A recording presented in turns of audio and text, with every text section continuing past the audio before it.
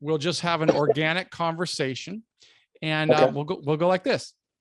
I'm Michael with Prison Professors, really enthusiastic to introduce you to Turner, one of our new subject matter experts. Turner, thanks so much for being on the call with us. Thank you very much for having me, Michael. Turner, would you tell our audience a bit about your background? Sure. I am a retired United States probation officer for the District of Maryland. I worked as a probation officer for a total of 29 years, about 27 years, and 22 and a half years with the District of Maryland. My other 5 years, I was a state probation officer, juvenile probation officer. And I'm sorry.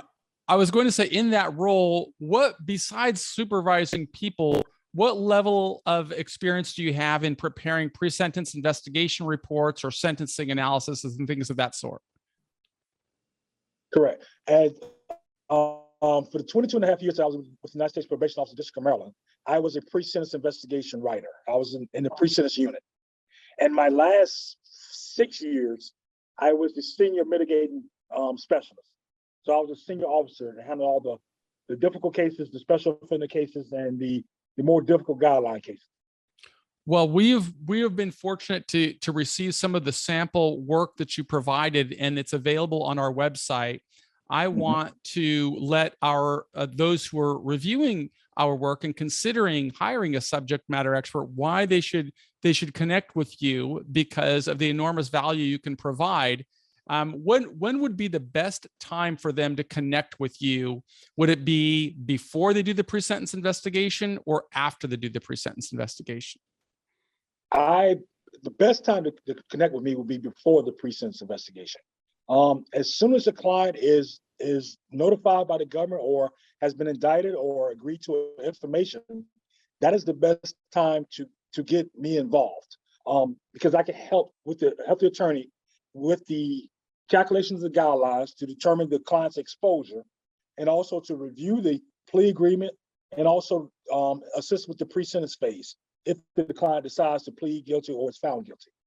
So as soon as possible, to answer your question.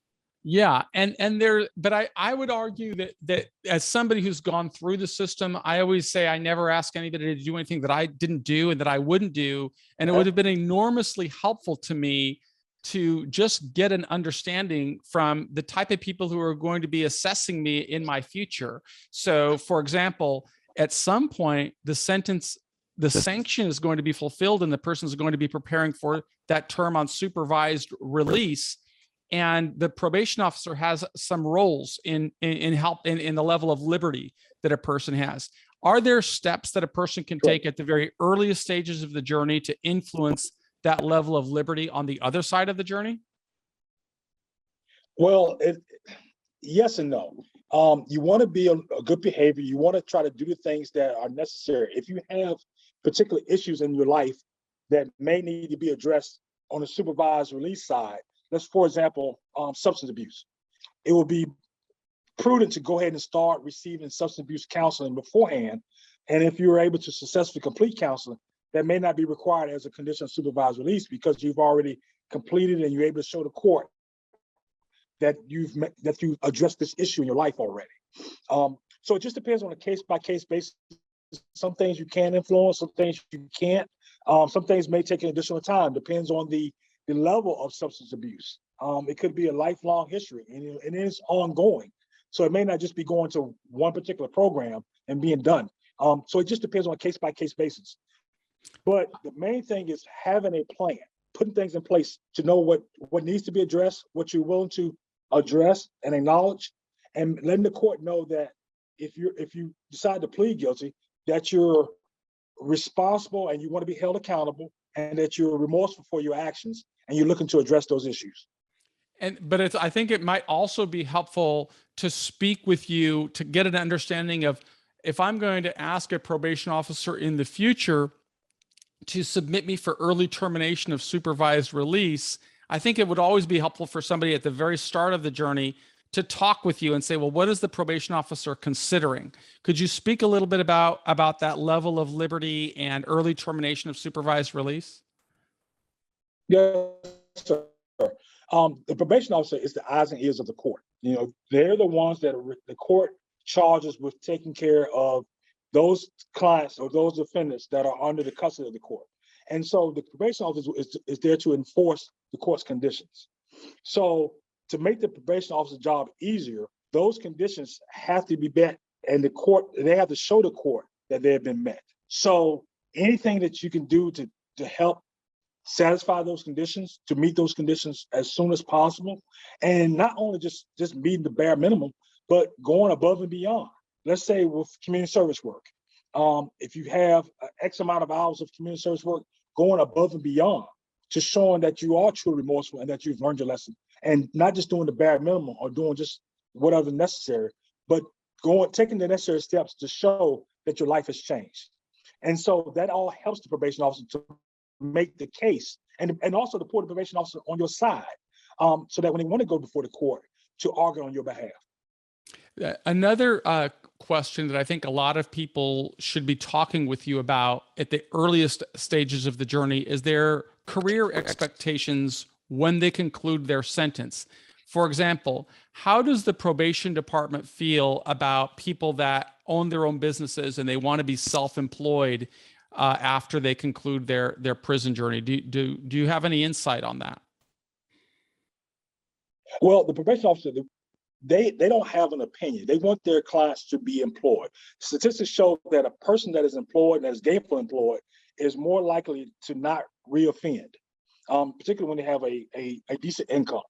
And so that is the goal, to try to make sure that our clients are either in school full-time or going to school to benefit themselves, or gainfully employed or seeking gainful employment. So being self-employed, that's a bonus, because you have to worry about firing yourself, but also being able to verify that self-employment. Because we do have a history of clients claiming self-employment, but they're not really employed, or they're engaging in further criminal activity. So having something that's able to be easily verified, if a probation officer needs to come by and check to verify that you're at work or that you're doing what you say you're doing, that helps. So that makes a difference as well. So the more documentation that a person can build through the journey and how he's prepared for a law-abiding, contributing life, the better off that person's going to be. Correct. Maybe you could just kind of close out here by letting us know what people should be aware of. What are the types of things that you have seen that non-criminogenic people, or activities that non-criminogenic people do, that result in them going back to prison after they've been released on supervised release? Substance abuse. That is the biggest one. Reoffending, and sometimes based off of substance abuse.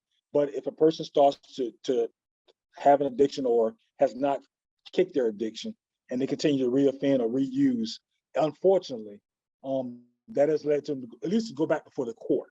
The court doesn't always try to send somebody back to jail because they're using drugs. We want to try to get them treatment, but at least it leads them going back before the court again. And when you go back before the court, anything can happen. So you try to limit that exposure to that. So you got substance abuse, you got committing a new offense. Sure. Those two things are the biggest things to take back.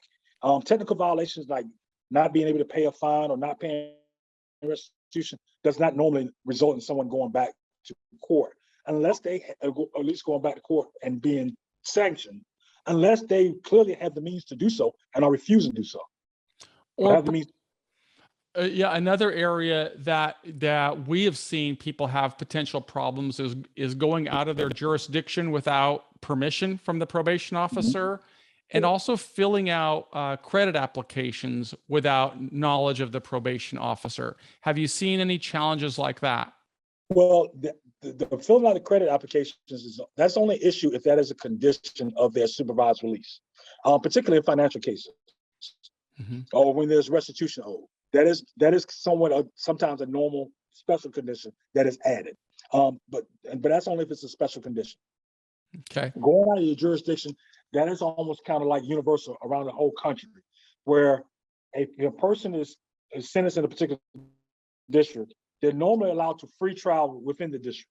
I'll give you an example. I'm in Maryland, the District of Maryland, but because we live in the Washington, D.C. metropolitan area, our clients can travel D.C., Northern Virginia, Maryland without an issue. But anything outside of that, they need to get permission. So it's a case-by-case basis depending on where you live.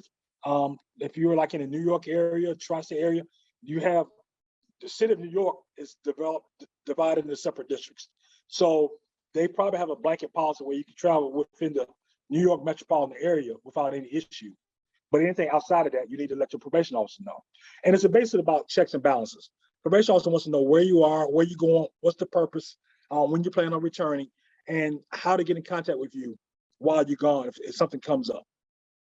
How about that condition that people cannot communicate or interact with other formerly incarcerated people or people that have a criminal history? Criminal history, anybody convicted of a felony. That's normally what it is. Anyone that you normally know has been convicted of a felony.